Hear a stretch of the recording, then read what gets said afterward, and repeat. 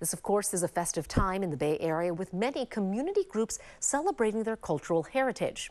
Today, Sudanese Americans held the Sudan Culture Fest in downtown Hayward. But as ABC7 News reporter Ansar Hassan explains, the community is coming together against the backdrop of civil war.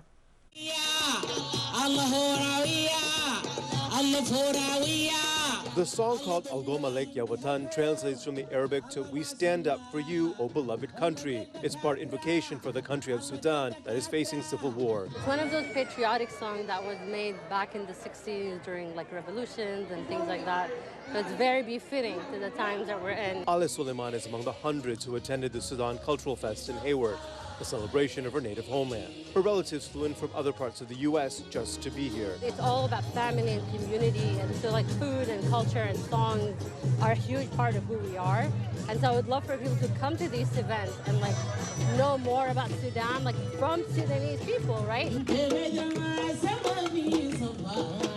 Harith Al-Rufai is president of the Sudanese Association for Northern California.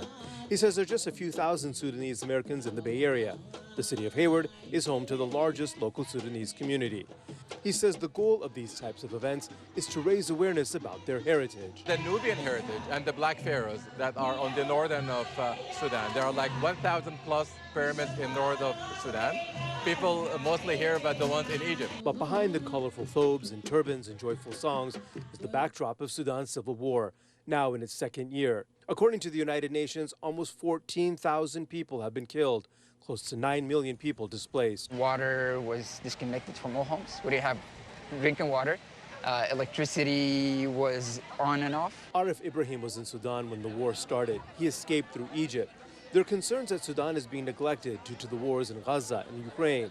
Locally, they've been collecting signatures urging President Biden to speak out against the war, fundraising to collect critical aid to send back home. At this time, there's no income for people there.